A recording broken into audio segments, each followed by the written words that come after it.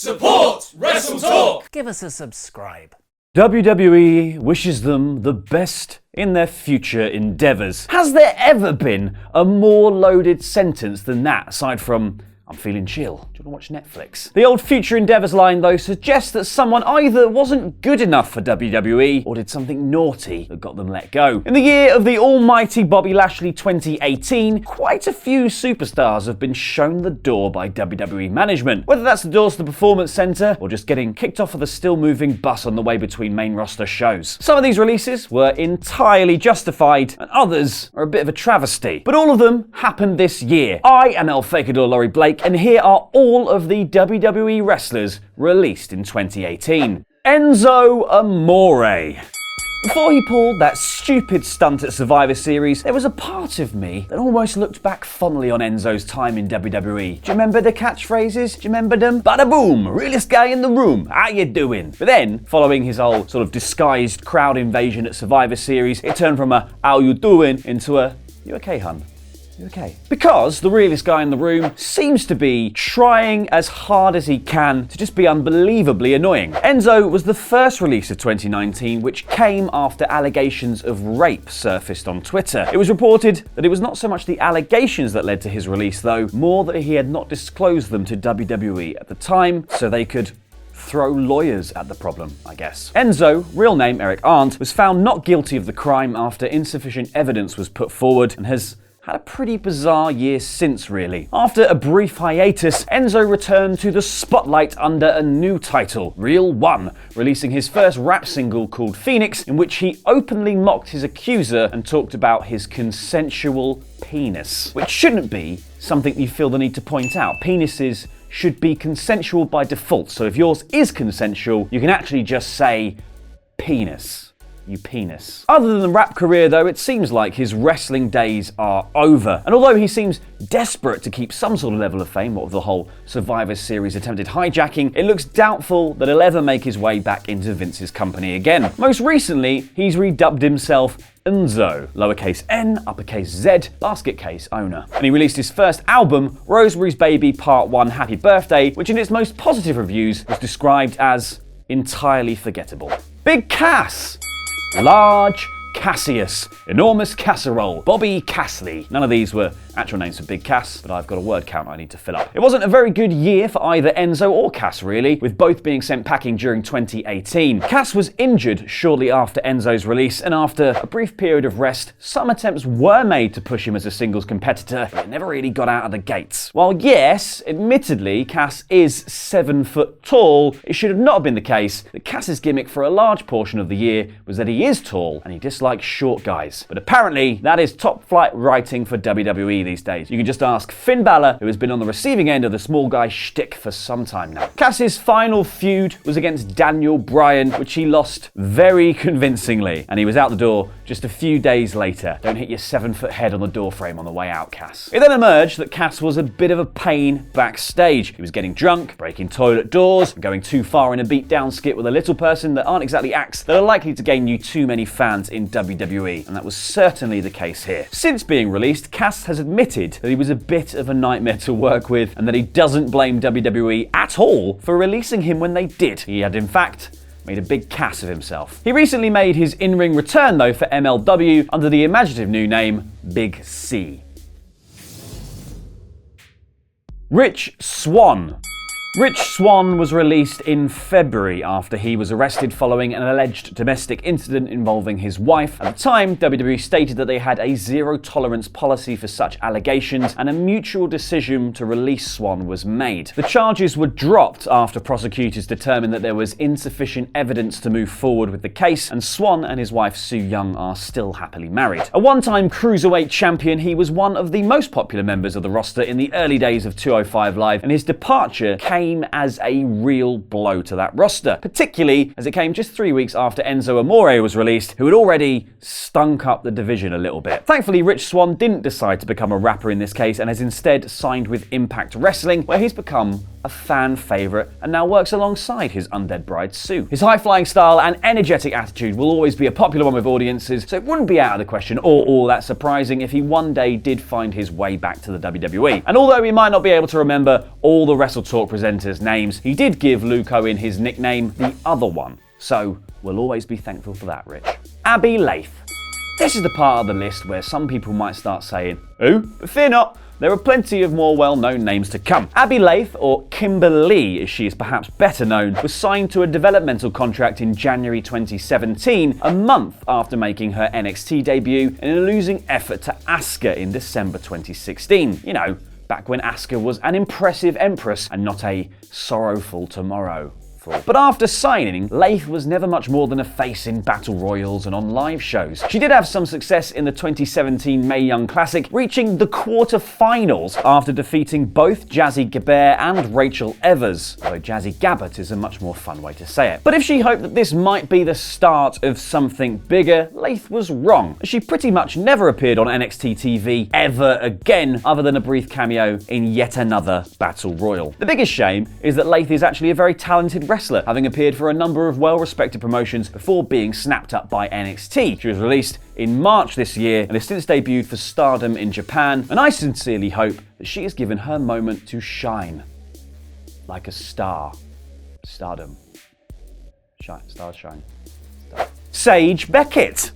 As the owner of the best real name in wrestling and also one that would do really well for razor blades, Mary Kate Duignan Glidewell, I feel like Saij Beckett should have been kept hold of WWE for that reason alone, but here we are. Unfortunately, having a cool name just isn't enough sometimes, and it's fair to say that Beckett's run in WWE was actually pretty uninspiring. She debuted in 2017 as Lana's manager, which is a pretty awful start to any career. You're managing the manager, it's never going to work out. You're never going to get thrust into the limelight, and that was certainly the case here, proving that no matter where it is, middle management is thunderously boring. Beckett's only in-ring performance of any note was appearing in the first round of the 2017 Mae Young Classic, where she lost to Bianca Belair in what was actually a pretty decent match. She was then released alongside Abbey Lathe in March.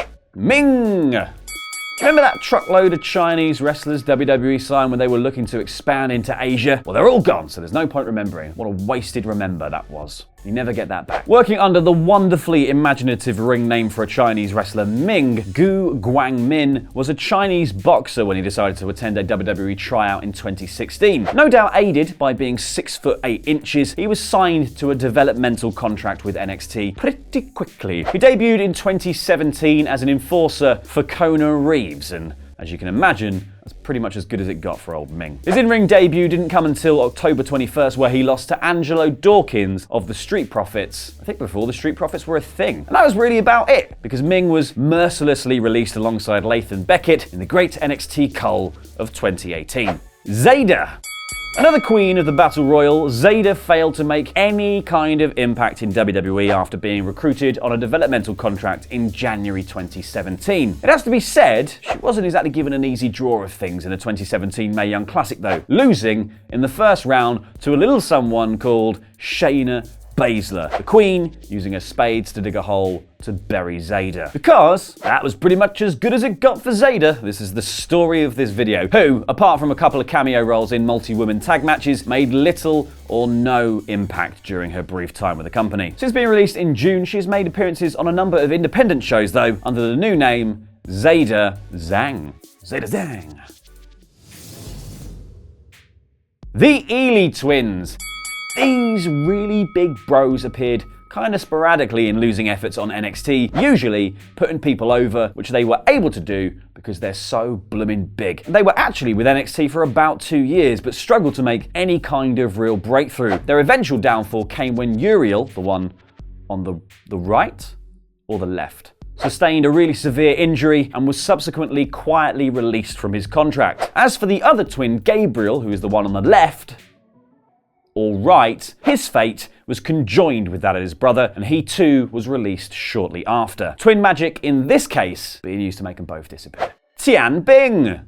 Of all the highly unsuccessful Chinese wrestlers on this particular list, Xiao Bing is the least unsuccessful, so That's it. Hooray, have a minor trophy. He did also do a lovely roundhouse kick on NXT TV a little while ago. It went wide, but it was nice, and then he was released. He wrestled for the Inoki Genome Federation, the IGF, between 2013 and 2016, before being snapped up by WWE after a successful tryout. He is the only Chinese recruit to have featured on the main roster, doing so in the Andre the Giant Memorial Battle Royal at WrestleMania 33, where he eliminated both Fandango and Tyler Breeze. Goodbye, Popo. But that was basically the peak of his WWE career, because unfortunately he was released on October the 19th, making him the most recent departure on this list. Jason Cheng. Another recent departure was that of Jason Cheng, who was yet another Chinese signee back in 2017. He was basically used as a little more than a body in NXT, where he'd be thrown into random matches to job to more over teams. He, like Xiao Bing, was released in October after WWE had a Cheng of heart. James Ellsworth.